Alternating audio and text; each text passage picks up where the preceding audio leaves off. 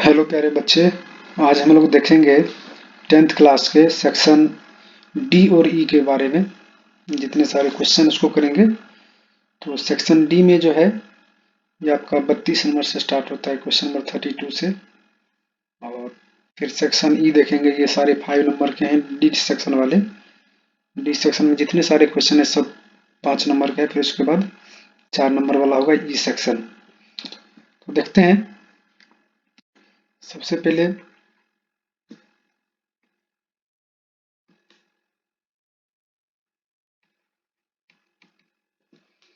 देखते हैं question number 32 में बोला कि find the number of terms in AP 18, 15, 12 dash dash. Last term दिया आपका -48। इसका निकालना है नंबर ऑफ टर्म्स। आपको पूछा है find the number of terms, कितने टर्म्स है। एंड टर्म्स निकालने के बाद यानी एन फाइंड करने के बाद आपको also the sum of all terms, यानी आपको एस एन भी निकालना है और एन दोनों निकालना है। देखिए कैसे निकालेंगे। सबसे पहले गिवन लिखिए जो भी दिया हुआ है। गिवन में यहाँ पे जो आपको दिया है, सबसे पहले एपी दिया हुआ है। एपी है आपका 18, 15, 12 डैश डैश डैश माइनस का 48। सबसे पहले यहाँ पे ये दिया हुआ है 18 और डी दिया है। आप डी क्या कीजिए, कोई भी कंसेक्यूटिव टर्म्स यानी दो लगातार टर्म्स में से बाद वाले में से पहले वाले माइनस कर दीजिए तो आपको डी आ जाएगा। जैसे 15 में से 18 माइनस करेंगे तो माइनस का 3 हो जाएगा। ये डी दिया है और nth टर्म यानी लास्ट टर्म दिया है आपका माइनस का 48।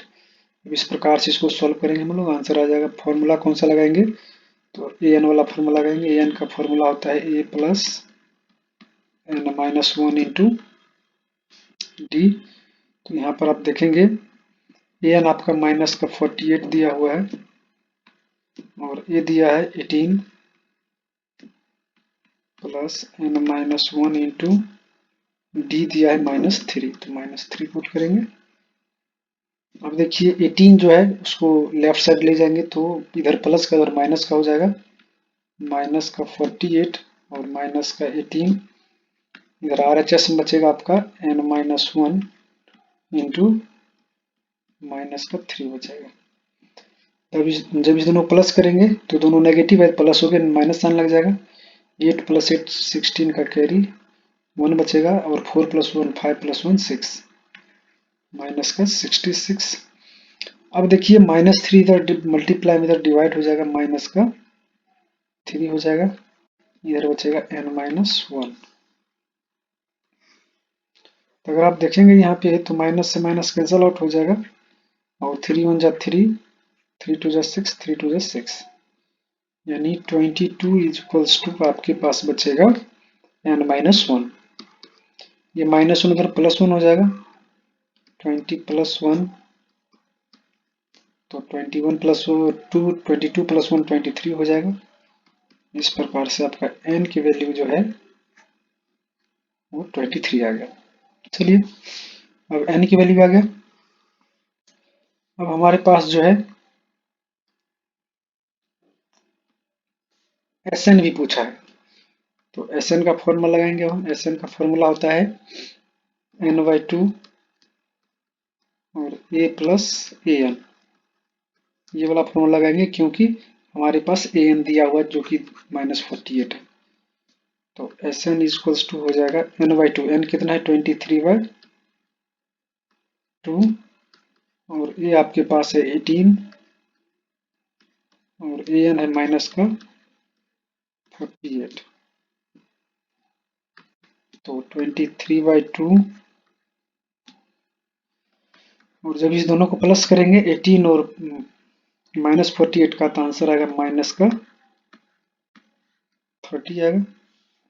अब देखिए 30 जो है मल्टीप्लाई में ब्रैकेट रिमूव करेंगे तो इसको कैंसिल आउट करने के बाद बचेगा 2 × 2, 2 से -15 टाइम होगा, यानी आपके पास बचेगा 23 मल्टीप्लाई माइनस का 15। मल्टीप्लाई कर लीजिए आप इसको, तो पहले माइनस साइन, 15 × 3 = 45, 55 का यहाँ 5 हो जाएगा, कैरी बचेगा 4 और 15 टू जा 30 या प्लस 4 34 हो जाएगा। ये आपका SN हो गया।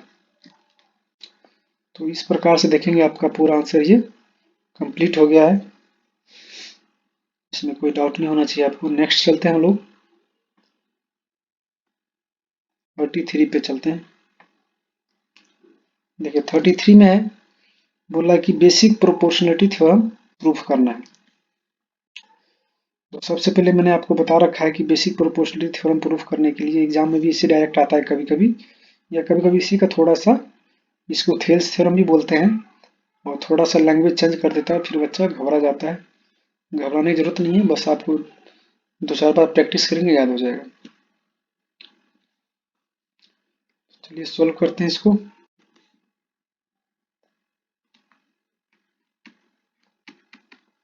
सबसे पहले जो है बेसिक प्रोपोर्शनलिटी थ्योरम के लिए सबसे पहले लेट करेंगे, लेट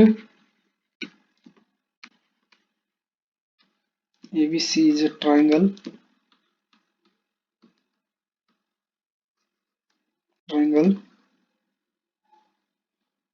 एंड, पहले डायग्राम यहाँ पे बना देता हूँ। देखो तो होता क्या है बीपीटी में, आपके पास ये ट्रायंगल है और इसका नाम ए बी सी है, और एक पैरेलल लाइन ड्रॉ कर लेंगे, इसका नाम रख देंगे टी और ई।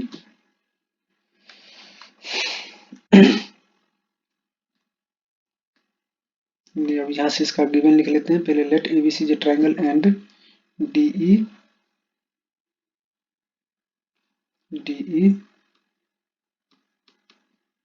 Parallel to BC, E parallel to BC। ये आपको ऐसे करके लिखना है पूरा। अब देखिए एक चीज और आप यहाँ पे ध्यान से देखेंगे, यहाँ पे लिखा है स्टेट। स्टेट का मतलब होता है कि पूरा थ्योरम आपको पहले लिखना है। जो पीपीटी है पूरा थ्योरम आप लिखेंगे, फिर उसे ही प्रूफ वाला पार्ट में करा रहा हूँ, ये वाला प्रूफ पीपीटी, ये पूरा पार्ट करा रहा हूँ अभी। थ्योरम तो आपको पता ही है, आप पूरा थ्योरम जो है लिखेंगे, फिर उसके बाद ये प्रूफ करेंगे। चलिए ये हो गया। अब देखिए सबसे रिलेट कर लिया, उसके बाद लिखेंगे गिवन, गिवन में कि ABC एक ट्रायंगल है,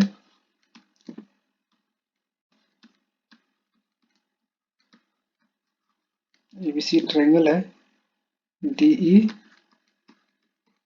पैरेलल टू BC है। अब हमें करना क्या है, गिवन हो गया, उसके बाद प्रूव। हमें प्रूफ क्या करना है कि AD अपॉन में DB बराबर होगा AE अपॉन में EC। ये हमें प्रूफ करना है। गिवन लिख दिया, टू प्रूफ लिख दिया, उसके बाद लिखेंगे अगर इसमें कुछ कंस्ट्रक्शन करना है तो कंस्ट्रक्शन भी कर लेंगे। लिखेंगे कंस्ट्रक्शन। कंस्ट्रक्शन में आपको क्या करना है, तो आपको डी से एक परपेंडिकुलर ड्रॉ करना है और एक ई से परपेंडिकुलर ड्रॉ करना है, और ये लिखेंगे इसको M और इसको लिखेंगे N। तो कंस्ट्रक्शन हो जाएगा आपका कि ड्रॉ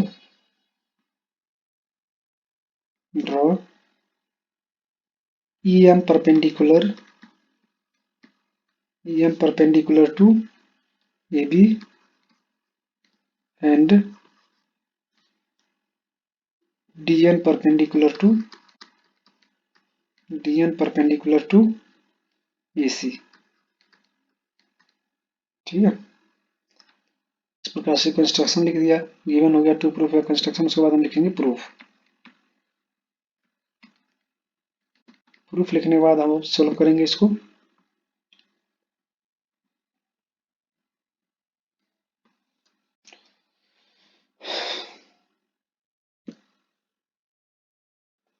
उसके बाद ज्वाइन इसको भी करना है बी को ई से और फिर डी को सी से। तो कंस्ट्रक्शन में एक लाइन और लिख देंगे, join B to E and C to D. चलिए अब देखिए इसको प्रूफ में सबसे पहले देखो लेफ्ट साइड से हम चेक करते हैं। तो लेफ्ट साइड में आपके पास जो ट्रायंगल है आप देखेंगे दो दो ट्रायंगल है। तो सबसे पहले हम आपको दिखा देते हैं, एक ट्रायंगल तो ऊपर वाला है, ये वाला।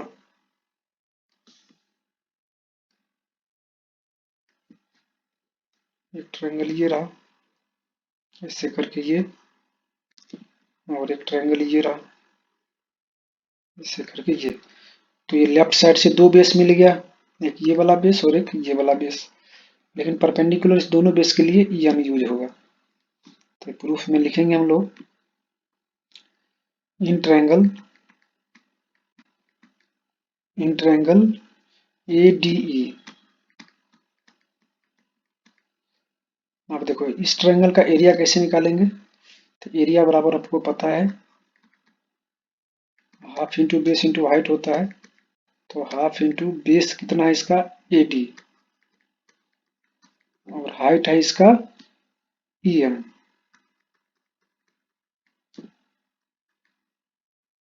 EM हो गया।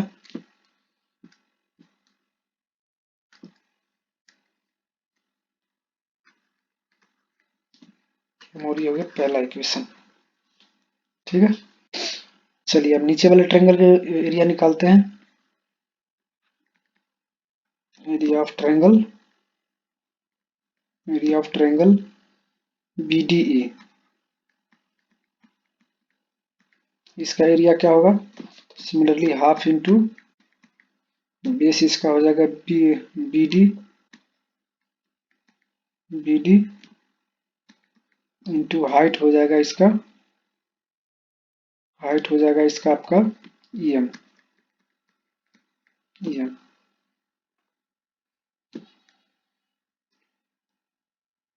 इसको मान लेंगे हम सेकेंड इक्वेशन। और उसके बाद क्या करना है कि इक्वेशन फर्स्ट को डिवाइड करना है, सेकेंड इक्वेशन से।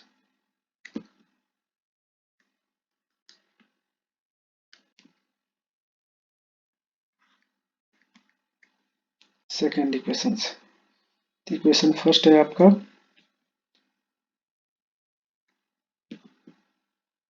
Area of triangle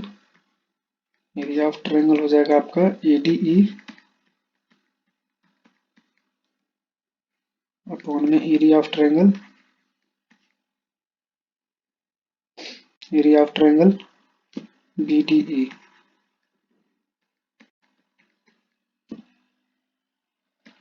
equals to, first equation में है हाफ इंटू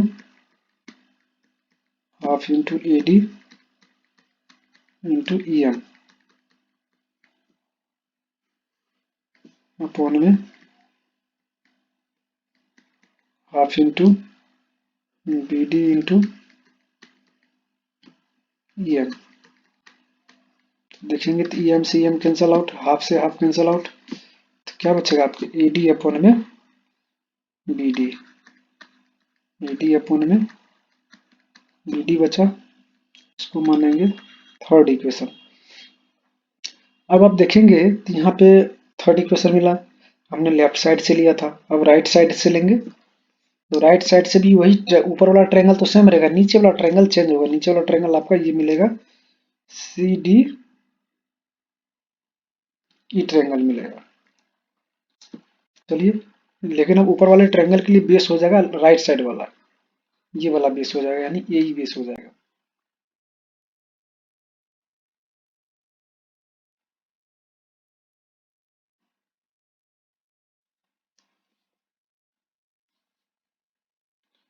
ये हो जाएगा area of triangle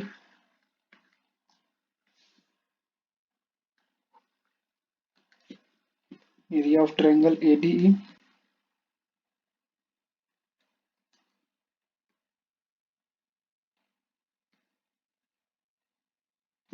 area of triangle ADE equals to half into a into,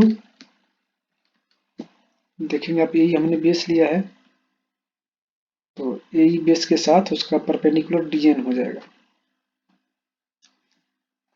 a into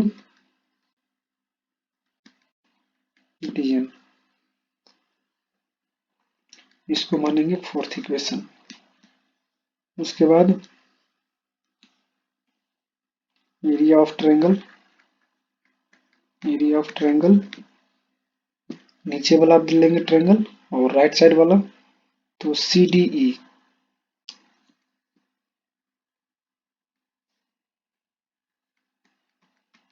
CDE इसका हो जाएगा half into CE into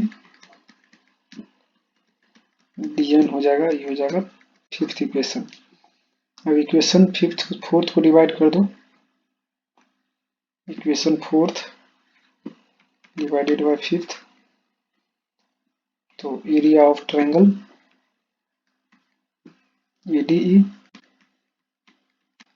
upon में area of triangle CDE, divide करेंगे दोनों को तो half into AE into DN upon में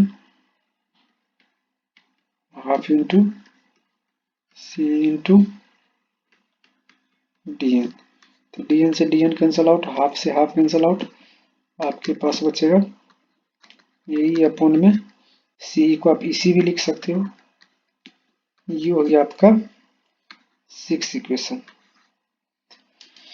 अब देखिए इक्वेशन 3 और 6 का जब LHS आप देखेंगे ना तो LHS में देखिए ऊपर का जो ये ट्रायंगल है, ये वाला पार्ट थर्ड इक्वेशन का जो न्यूमरेटर है और सिक्स इक्वेशन का जो न्यूमरेटर है, ये न्यूमरेटर दोनों को बराबर है। अब डिनोमिनेटर बात करते हैं, डिनोमिनेटर में यहाँ पे ट्रायंगल BDE है और यहाँ पे ट्रायंगल CDE है। तो 9th क्लास में आपने पढ़ा है कि जब दो ट्रायंगल सेम बेस और सेम पैरेलल लाइन के बीच में होता है दोनों का एरिया बराबर होता है। यहाँ पे देखेंगे तो ये दोनों ट्रायंगल जो है, एक ये ट्रायंगल है BED और एक ये ट्रायंगल है, ये ट्रायंगल, ये दोनों triangle same base parallel line के बीच में है। तो इस दोनों का एरिया क्या हो जाएगा, बराबर हो जाएगा। तो कहने का मतलब ये कि दोनों का LHS बराबर आ गया, और जब ये दोनों का LHS बराबर आ गया तो दोनों का RHS भी बराबर आ जाएगा। तो लिखेंगे यहाँ पे फ्रॉम इक्वेशन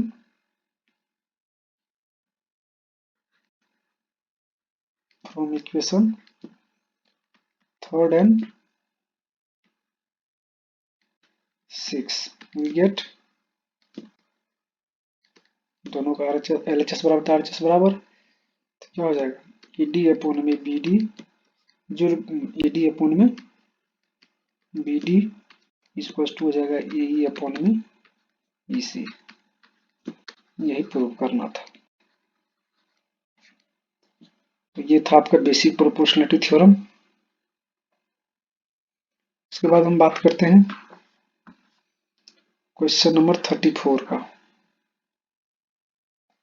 देखिए क्वेश्चन नंबर 34 में है कि prove that the point this ABC and D are the vertices of a rectangle ABCD। देखो रेक्टेंगल का पार्ट अगर प्रूफ करना है, अगर रेक्टेंगल प्रूफ करना है तो सबसे पहले आपको क्या करना होगा कि या तो अपोजिट साइड निकाल के बराबर प्रूफ कर दो या प्लस में डायगोनल बराबर प्रूफ कर दो, तो आपका जो है ये प्रूफ हो जाएगा कि रेक्टेंगल है। देखिए जरा 5 नंबर का है तो अच्छे से करना होगा। सबसे पहले एक रेक्टेंगल बना लेते हैं हम लोग।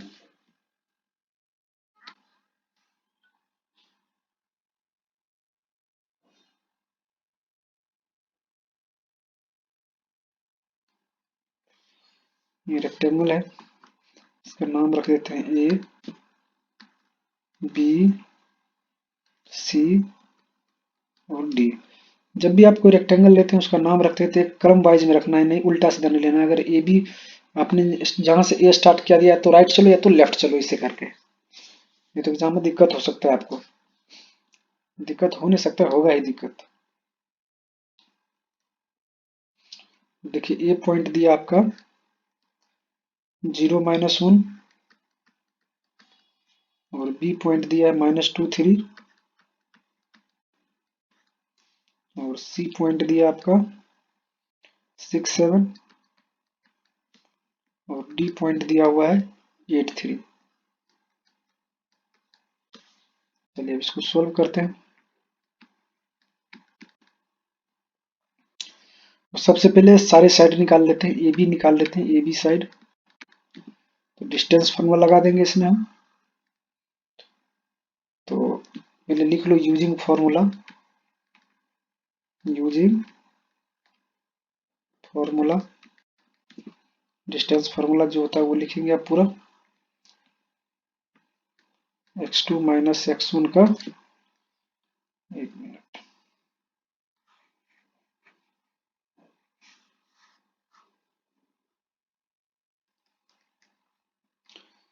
सबसे पहले आप लिख लो यूजिंग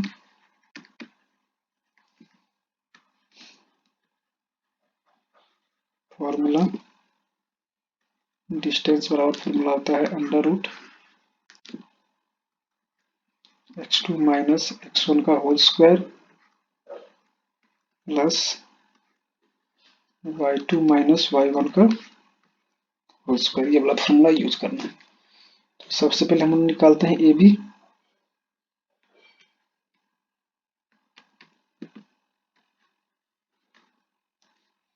तो ए बी है आपका कितना, तो x2 - x1 यानी -2। अगर मैं इसको x1 x2 मानता हूँ, ये अगर x1 और ये y1 हो जाएगा तो ये ऑटोमेटिक x2 और y2 हो जाएगा। तो चलिए -2 - 0 का, -2 और -0 का होल स्क्वायर प्लस 3 - 1 3 है। देखो -1 पहले माइनस है तो माइनस माइनस प्लस 1 हो जाएगा।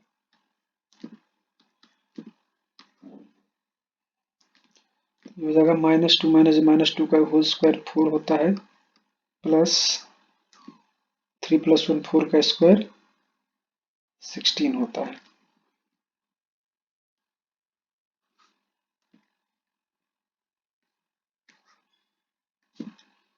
16 + 4 20 होता है। 20 को आप लिख सकते हो कितना, 4 × 5, तो 4 का क्या होता है 2√5। ये आ गया आपका ए बी। निकालते हैं हम लोग बी सी।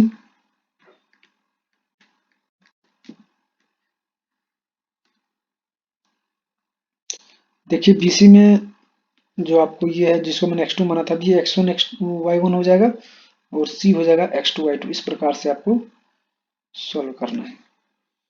ये हो जाएगा 6 - 2 या -2 से पहले माइनस में है तो 6 + 2 हो जाएगा।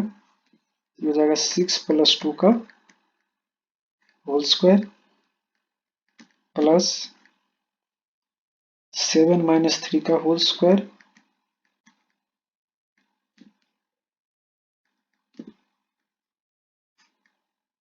तो 6 + 2 8 हो जाएगा। 8 का स्क्वायर 64 प्लस 7 में 3 या 4 4 का स्क्वायर 16 और इस दोनों प्लस करेंगे आप तो 80 हो जाएगा। और 80 को मैं लिख सकता हूँ 16 × 5 और 16 × 5 और 16 का रूट होता है कितना 4√5 हो जाएगा इसका आंसर। BC हो गया। अब CD निकालेंगे।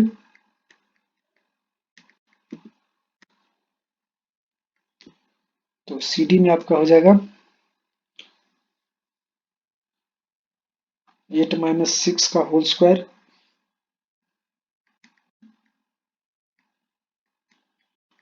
प्लस 3 - 7 का होल स्क्वायर।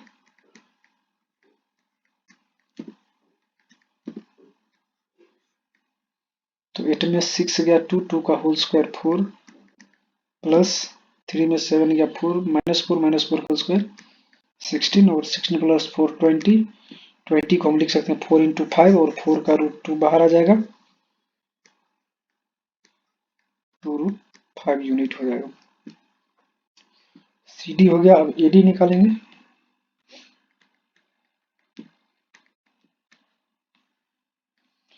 ए डी हो जाएगा आपका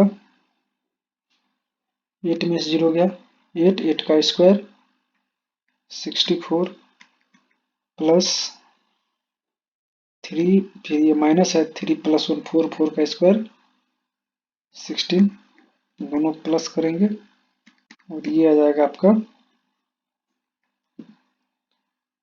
80 हो जाएगा और 80 को हम लिख सकते हैं 16 इंटू 5 और 16 का रूट 4 रूट 5 हो जाएगा। चलिए ये तो चारों साइड आ गया। चारों साइड में देखेंगे आप अपोजिट साइड बराबर आ रहा है। देखिए 4 रूट 5 4 रूट 5 फिर 2 रूट 5 2 रूट 5 आ रहा है। अब हम डायगोनल का बात करते हैं। चलिए डायगोनल भी बना लेते हैं।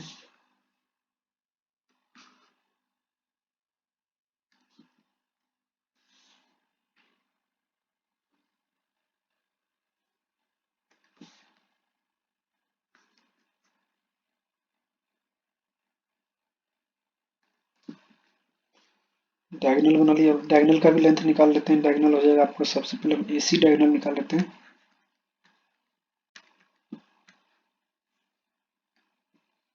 तो एसी हो जाएगा आपका 6 में से 0 गया 36 प्लस 7 प्लस 1, अभी -1 है तो 7 प्लस -1 प्लस तो 7 प्लस 1 8, 8 का स्क्वायर 64 हो जाएगा।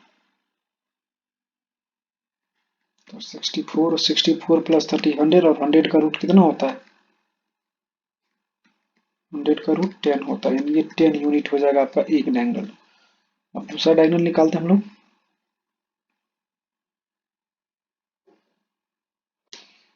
बी डी डायगोनल निकालते हैं।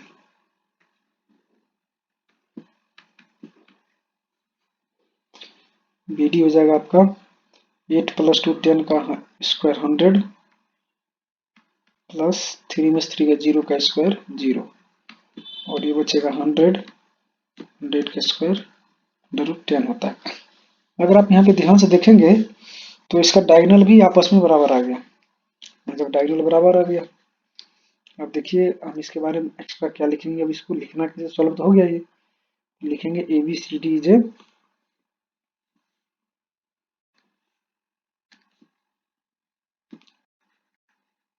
B C D is a quadrilateral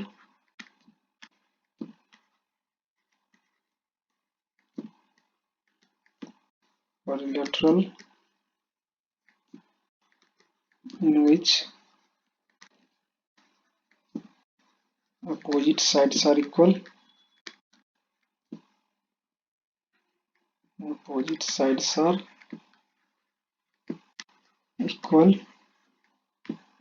and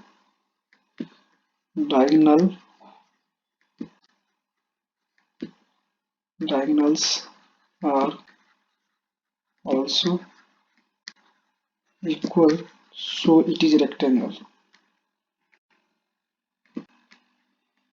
So it is a rectangle। इस प्रकार से लिख देंगे और ये प्रूफ हो गया है। चलिए नेक्स्ट क्वेश्चन चलते हैं हम लोग। 34 के और पार्ट पे चलते हैं। ये है और पार्ट। इसमें दिया पॉइंट दिस,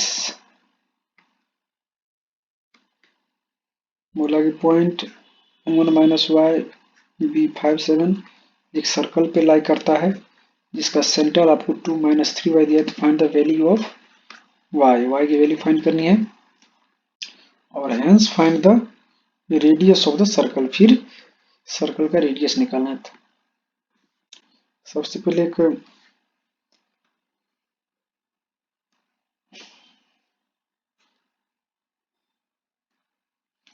ये हमारा सर्कल हो गया और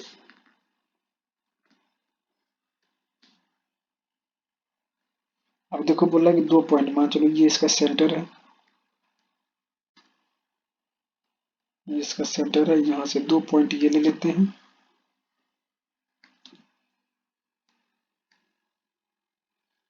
to minus three Y, 2 - 3y,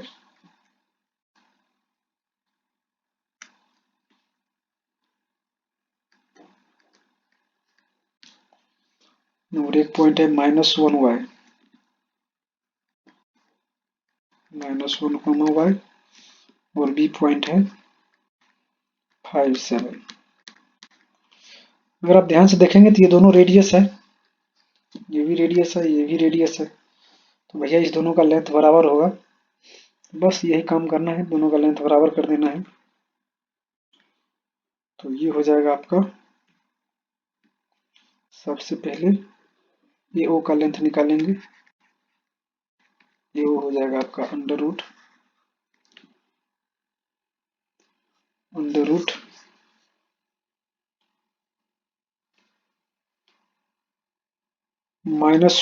- 2 का होल स्क्वायर, -1 - 2 का whole square, plus y -3y है, तो y अब +3y हो जाएगा, क्योंकि तो माइनस में है, तो y +3y का होल स्क्वायर, और इस प्रकार से आएगा 3 का स्क्वायर हो जाएगा 9 प्लस 16y²। देखो y +3y 4y हो जाएगा, 4y का स्क्वायर 16y² हो जाएगा। ये आपका AO आ चुका है। हम लोग BO निकालेंगे, तो आपका BO कितना होगा,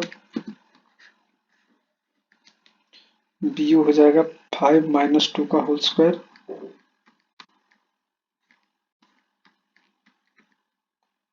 7 - 3 है, तो ये हो जाएगा आपका 7 + 3y का होल स्क्वायर। ये हो जाएगा आपके पास, 5 में से 2 गया 3 बचेगा, 3 का स्क्वायर 9 हो जाएगा, प्लस इसको एज इट इज रहने देते हैं, 7 + 3y का होल स्क्वायर। अब देखो अकॉर्डिंग टू क्वेश्चन दोनों बराबर होगा, क्योंकि रेडियस है ये। अकॉर्डिंग टू क्वेश्चन ये वो जो होगा बराबर होगा किसके, BO के। ये और BO दोनों बराबर कर दीजिए। ये वो आपके सामने है 9 + 16y², 9 + 16y², ये आपका AO है, और आपका BO है 9 + 7 + 3y का होल स्क्वायर। अब दोनों तरफ स्क्वायर कर दो तो रूट गायब हो जाएगा, तो रूट गायब करने के बाद बचेगा आपके पास 9 + 16y², और ये बचेगा 9 + 7 + 3y का होल स्क्वायर है, तो इसको होल स्क्वायर कर दो, a² + b² + 2ab, तो 2ab हो जाएगा 6 × 7 = 42y। तो अब देखेंगे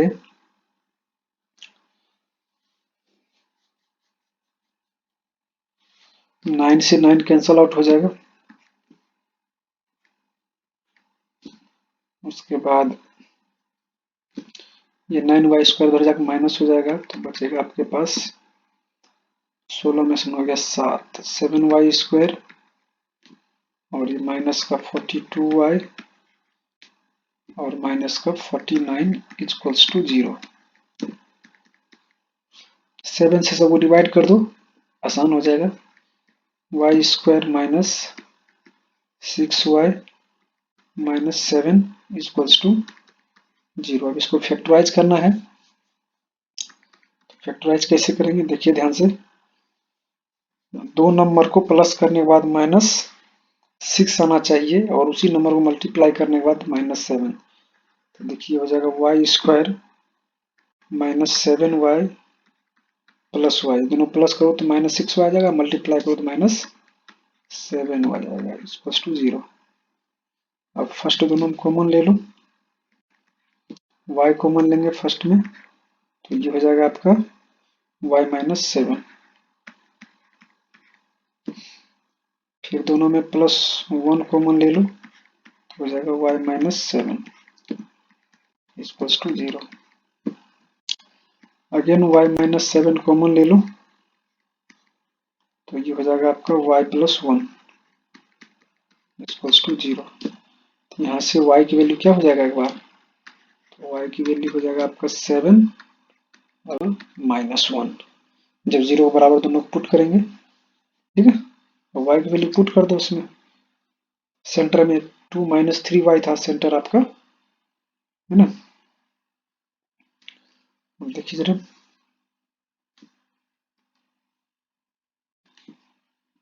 सेंटर है 2 - 3y। अब y की वैल्यू दो बार पुट करें, एक बार 7, जब 7 पुट करेंगे तो ये हो जाएगा 7 3 जा 21, यानी 2 माइनस का 21 ये होगा। फिर -1 पुट करेंगे तो ये हो जाएगा 2 प्लस का 3, यानी सेंटर का कोऑर्डिनेट ये हो सकता है। दो सेंटर हो सकता है, पॉसिबल है ये। चलिए नेक्स्ट क्वेश्चन देखते हैं। क्वेश्चन नंबर 35 है। बोला statue which is x metre tall stand सुने। इसका पहले डायग्राम बनाते हैं।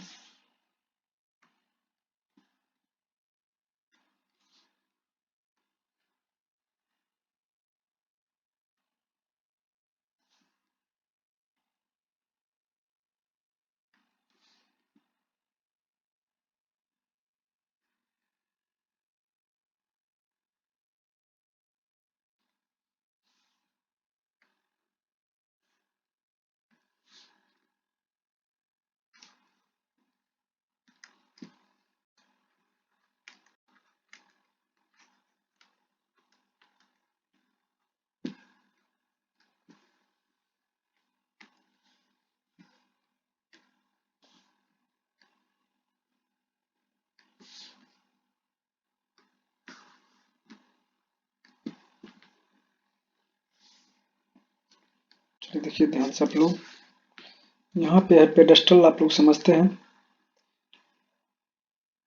बोला कि statue is x metre tall stand on a top of a 100 metre tall pedestal. मान के चलिए कि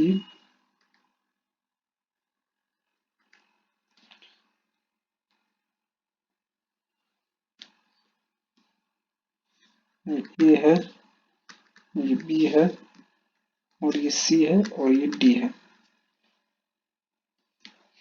ये D जो है ये 100 मीटर दिया हुआ है।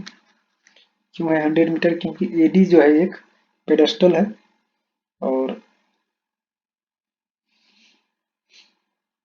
इसके ऊपर एक x मीटर टॉल एक मूर्ति रखा, स्टेचू रखा हुआ है। अब कोई आदमी जो है बी पॉइंट से, अगर कोई आदमी बी पॉइंट से इसको डी को देखेगा, यानी टॉप ऑफ पेडेस्टल, तो एंगल बनेगा 45 डिग्री। फिर इसी से टॉप ऑफ उसका देख रहा है, तो एंगल बनता है आपका टोटल 60 डिग्री।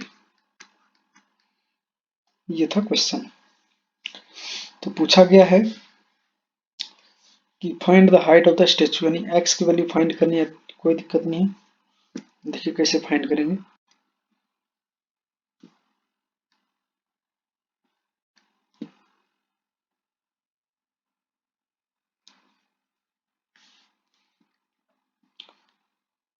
तो सबसे पहले यहाँ पे सॉल्यूशन करेंगे, लिखेंगे सॉल्यूशन। सबसे पहले लिखेंगे let AD is pedestal and DC is statue. ये स्टेचू है, और उसके बाद इसको सोल्व करेंगे, लिखेंगे in triangle ABD triangle ABD tan 45 degree equals to हो जाएगा tan थीटा होता है परपेंडिकुलर अपॉन बेस, तो परपेंडिकुलर हो जाएगा 45 सामने AD है तो AD का लेंथ 100 मीटर है तो 100 अपॉन में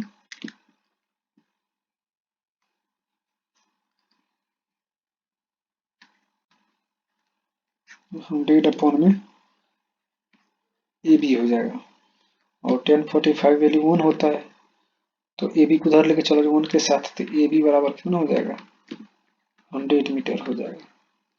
यानी आपका जो AB का लेंथ है ये 100 मीटर हो गया। चलिए हम बात करते हैं ट्रायंगल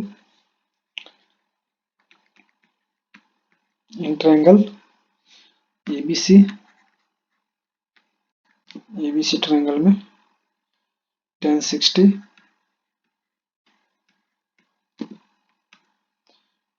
हो जाएगा परपेंडिकुलर 100 प्लस x, अब उसके लिए पूरा परपेंडिकुलर हो जाएगा अपॉन में AB कितना है 100 है तो 100 रखेंगे। tan 60 का वैल्यू होता है आपका √3 equals to 100 plus x upon में 100। अब देखिए आप यहाँ पे उधर हो जाएगा 100 को उधर ले जाएंगे तो 100 √3 हो जाएगा इक्वल्स टू 100 प्लस x हो जाएगा, 100 उधर जाकर माइनस हो जाएगा और 100 कॉमन लेंगे तो √3 माइनस 1 हो जाएगा इक्वल्स टू में x हो जाएगा। तो आप ऐसे भी छोड़ सकते हैं, इतना मीटर हो गया, मीटर जरूर लगाएंगे या √3 वैल्यू पुट करेंगे उसके बाद भी हो जाएगा 1.73 माइनस 1 इक्वल्स टू x। तो 1.73 में से 1 माइनस करेंगे 0.73 बचेगा 100 मल्टीप्लाई 0.73 इतना मीटर इक्वल्स टू x। 100 से मल्टीप्लाई करेंगे तो ये 73 मीटर इक्वल्स टू x। तो लिखेंगे hence the height of statue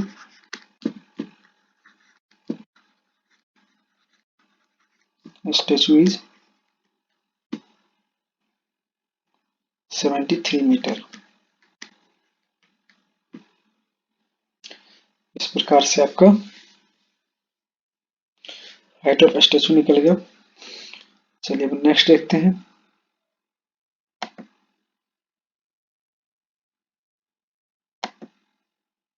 यह है 35 का और पार्ट, ये 35 था और ये 35 का और पार्ट है। अगर आप इस क्वेश्चन को ध्यान से देखेंगे तो यहाँ पे दिया हुआ है कि two poles of equal height, ये दोनों पोल जो है इक्वल हाइट का है और एक दूसरे का अपोजिट में है और दोनों रोड के अपोजिट साइड में है और रोड का चौड़ाई जो है 100 मीटर है और किसी एक पॉइंट से, रोड पे कोई एक पॉइंट से दोनों टावर को देखा जा रहा है। तो अब ये इस पॉइंट से लेफ्ट साइड देखा गया इस पोल को और इस पोल को एक में बन रहा है 60 डिग्री, एक में बन रहा है 30 डिग्री। बोला find the height of the poles and the distance of the point from the poles, दोनों पोल से इसका डिस्टेंस निकालना है। देखिए कैसे करना है इसको।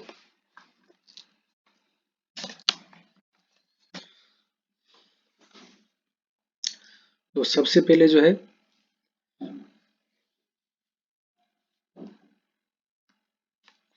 ये वाला डिस्टेंस को आपने x मान लो तो ये हो जाएगा आपका 100 माइनस x हो जाएगा क्योंकि पूरा 100 था। अब एक बार tan 30 यूज करेंगे,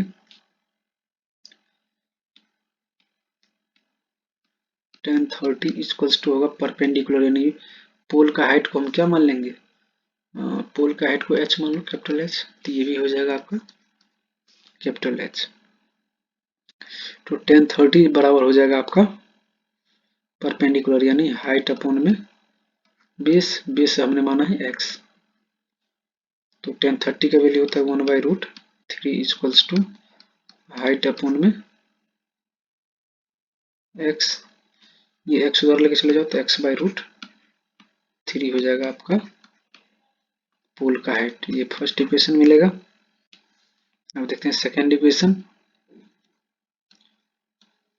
tan 60 डिग्री परपेंडिकुलर यानी हाइट। अब दूसरे वाला ट्रायंगल राइट साइड वाला लेंगे, अपन में 20 है आपका 100 माइनस एक्स, और tan 60 का वैल्यू होता है √3, तो √3 इक्वल्स टू, और एक काम करते हैं डायरेक्ट जो है इसको, ये जो राइट साइड में 100 माइनस एक्स है उसको इधर ले आते हैं, तो √3 multiply 100 minus x equals to h. तो ये हो गया आपका सेकेंड इक्वेशन। दोनों का RHS बराबर है तो LHS बराबर होगा, तो लिखेंगे फ्रॉम इक्वेशन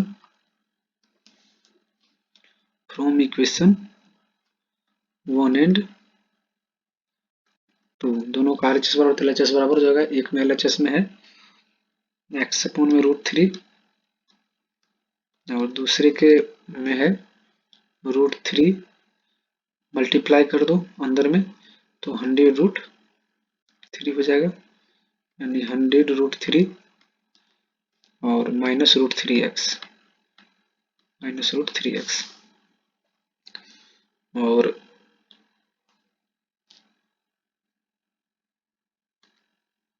यहाँ जो है ऐसा करते हैं कि इस √3 को उधर मल्टीप्लाई कर लेते हैं, तो x बराबर में बचेगा आपका ये 300 हो जाएगा, क्योंकि √3 3 या 3 × 100 300 माइनस फिर √3 से ये हो जाएगा 3x, माइनस 3x आएगा तो इधर हो जाएगा ये 4x इक्वल्स टू 300, हम x से इसको डिवाइड कर देंगे,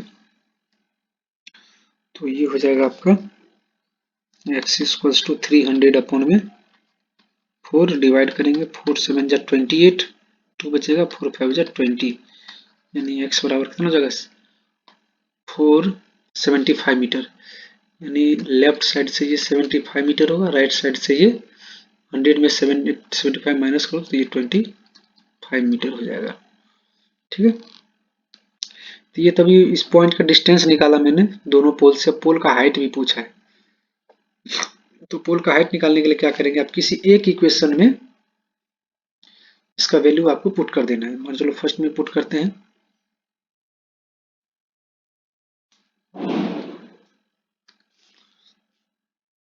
तो x वैल्यू 75 है तो 75 अपॉन में √3 इक्वल्स टू हाइट दे रखा है, तो यहाँ से हो जाएगा आपका रेशनलाइज कर दो 75 अपॉन में √3, फिर √3 से नीचे ऊपर मल्टीप्लाई कर दो, तो हो जाएगा 75 √3 अपॉन में 3, 3 1 जा 3 और 3 25 जा, तो यानी आपका हो जाएगा 25 √3 हो जाएगा किसका हाइट ऑफ पोल। तो आपको एक लाइन नीचे लिखना है, hence the height of the pole is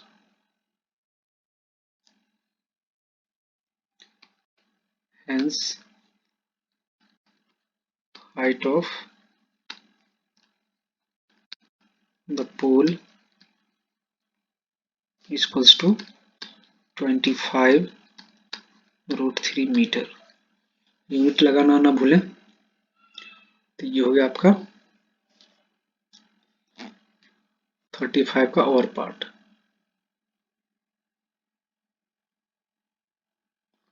चलिए अब आ गया यहाँ से 3 क्वेश्चन जो है, ये है आपका ई सेक्शन वाला है, ये भी करवा दूंगा मैं नेक्स्ट वीडियो में। तो वीडियो लंबा हो जाएगा, इसलिए मैं इसको ज़्यादा लंबा नहीं करना चाहता, क्योंकि अपलोड होने में फिर टाइम लगता है। वीडियो देखने के बाद आप लोग लाइक और सब्सक्राइब जरूर करें। तो आज का क्लास यहीं ख़त्म होता है, मिलते हैं नेक्स्ट क्लास में।